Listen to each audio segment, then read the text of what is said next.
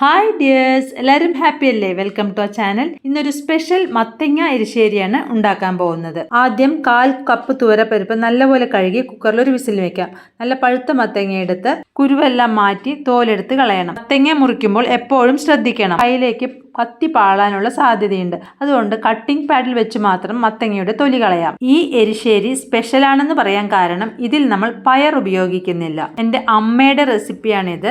ഞാൻ ഉണ്ടാക്കുന്ന ഡിഷുകളൊന്നും authentic recipe എന്ന് ഞാൻ അവകാശപ്പെടുന്നില്ല. ഒന്നില്ലേ അത് അമ്മയുടെ റെസിപ്പി ആയിരിക്കും, അല്ലെങ്കിൽ വേറെ എവിടെന്നെങ്കിലും ഒരു റെസിപ്പി കിട്ടി വീട്ടിലുള്ളവരുടെ ടേസ്റ്റ് അനുസരിച്ച് ചില്ലറ മാറ്റങ്ങളെല്ലാം വരുത്തി പ്രസന്റ് ചെയ്യുന്ന ഡിഷസ് ആയിരിക്കും. മത്തങ്ങ മീഡിയം പീസസ് ആയി മുറിച്ചെടുക്കാം. ഇത് കുക്കറിലിട്ട് വേവിക്കാനുള്ളതാണ്, അതുകൊണ്ട് ഒരുപാട് ചെറുതാക്കണം എന്നില്ല. ഇത്രയും പീസസ് നമുക്ക് കിട്ടിയിട്ടുണ്ട്. 1.5 പിടി തേങ്ങ എടുത്ത് നമുക്കൊരു മിക്സി ജാറിലേക്ക് ഇട്ട് കൊടുക്കാം. ഇതിലേക്ക് 1 സ്പൂൺ കുരുമുളകും 1 സ്പൂൺ ജീരകവും കൂടി ഇട്ട് ഒന്ന് പൾസ് ചെയ്തെടുക്കാം. ഒരുപാട് അങ്ങ് അരഞ്ഞു പോവരുത് കേട്ടോ. ഈ അരച്ച തേങ്ങയിൽ നിന്നും 1/4 ഭാഗവും എടുത്ത് നമുക്ക് മാറ്റി വെക്കാം. ഇത് കടുക് താളിക്കുമ്പോൾ ഇടാനുള്ളതാണ്. ബാക്കിയുള്ളതിൽ കുറച്ച് വെള്ളവും ചേർത്ത് നല്ല ഫൈൻ പേസ്റ്റായി അരച്ചു കൊണ്ടുവരാം. കുക്കറിലെ പ്രഷറെല്ലാം പോയി നല്ലപോലെ തണുത്തിട്ടുണ്ട്. പരിപ്പും നല്ലപോലെ വെന്തിട്ടുണ്ട്. ഇനി നമുക്ക് ഇതിലേക്ക് മുറിച്ചു വെച്ച മത്തനിട്ട് കൊടുക്കാം.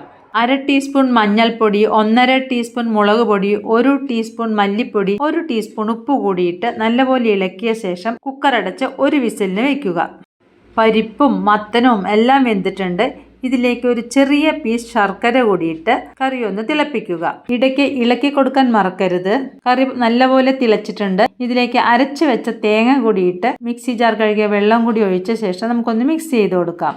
ഈ കറി ലൂസ് കൺസിസ്റ്റൻസിയിലായിരിക്കണം, കാരണം ഇനി ഇത് താളിക്കുമ്പോൾ അപ്പോഴും തേങ്ങയിടുന്നുണ്ട്. തുവരപ്പരിപ്പ് ഉപയോഗിച്ചിരിക്കുന്നത് കൊണ്ട് കറി തണുക്കുമ്പോൾ കട്ടിയാവുകയും ചെയ്യും. എരിവിന് ഇത്തിരി കുറവുണ്ട്, അതുകൊണ്ട് 1 ടീസ്പൂൺ മുളക് പൊടിയിട്ട് വീണ്ടും ഒന്ന് ഇളക്കി. കറിയുടെ കൺസിസ്റ്റൻസി കറക്റ്റ് ആയിട്ടുണ്ട്. ചോറിൽ ഒഴിച്ചു കഴിക്കാനാണെങ്കിൽ കുറച്ചുകൂടി ലൂസാക്കണം. കറി ഒന്ന് താളിച്ചെടുക്കാം. എണ്ണയിൽ കടുകിട്ട് അതൊന്ന് പൊട്ടി വരുമ്പം അതിലേക്ക് 1 ടീസ്പൂൺ ഉഴുന്നുപരിപ്പ് കൂടിയിട്ട് ഉഴുന്നുപരിപ്പ് ചുവന്ന് വരുന്നത് വരെ വഴറ്റണം. ഉഴുന്നുപരിപ്പ് നല്ലപോലെ ചുവന്ന് വരുമ്പോൾ അതിലേക്ക് 3 വെളുത്തുള്ളി ചതച്ചതിട്ട് ഒന്ന് വഴറ്റാം. വെളുത്തുള്ളി ഒന്ന് വഴണ്ടി വരുമ്പോൾ അതിലേക്ക് 2 വറ്റൽമുളക് പൊട്ടിച്ചിടാം. കുറച്ച് കറിവേപ്പില കൂടി ഇട്ട ശേഷം നമുക്കതിനെ ഒന്ന് ഇളക്കി കൊടുക്കാം. ഇതിലേക്ക് നമ്മൾ നേരത്തെ മാറ്റിവെച്ച ആ തേങ്ങയില്ലേ, അതുകൂടി ഇട്ട് തേങ്ങ ഗോൾഡൻ ബ്രൗൺ കളർ ആവുന്നത് വരെ നമുക്ക് വഴറ്റി കൊടുക്കാം. ലോ ടു മീഡിയം ഫ്ലെയിമിലിട്ട് വേണം വഴറ്റാൻ, ഹൈ ഫ്ലെയിമിലിട്ട് വഴറ്റരുത്. ഈ വഴറ്റുന്നതിലാണ് നമ്മുടെ കറിയുടെ രുചി കിടക്കുന്നത്. നല്ലപോലെ വഴറ്റിയെടുക്കണം. കറക്റ്റ് ആയിട്ടുണ്ട്. ഇനി നമുക്കിതിലേക്ക് കറി ഒഴിച്ചു കൊടുക്കാം. ഇങ്ങനൊരു കറി നിങ്ങൾ കഴിച്ചിട്ടുണ്ടോ? ഈ ഓണത്തിന് ഈ റെസിപ്പി ഒന്ന് ട്രൈ ചെയ്ത് നോക്കൂ. എല്ലാവർക്കും ഇഷ്ടമാവും. നിങ്ങളുടെ അഭിപ്രായം കമൻ്റായി അറിയിക്കും വേണം കേട്ടോ. ഇതാണ് കറിയുടെ ഇപ്പോഴത്തെ കൺസിസ്റ്റൻസി. തണുക്കുമ്പോൾ ഇതിലും തിക്കാവും. മത്തൻ എരിശ്ശേരി നല്ലപോലെ തണുത്തിട്ടുണ്ട്. ഇലയിലേക്ക് ഇത് വിളമ്പാൻ പാകമായി. ഈ റെസിപ്പി ഫ്രണ്ട്സിനും ഫാമിലിക്കെല്ലാം ഷെയർ ചെയ്യുമല്ലോ. നമ്മുടെ ചാനൽ ആദ്യമായിട്ടാണ് കാണുന്നതെങ്കിൽ സബ്സ്ക്രൈബ് ചെയ്യാൻ മറക്കരുത്. ഇപ്പോൾ ലൈക്ക് ബട്ടണിലൊന്ന് പ്രസ് ചെയ്ത്, അല്ലെങ്കിൽ നിങ്ങളത് മറന്നുപോകും.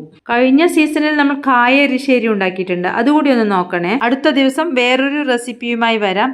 താങ്ക്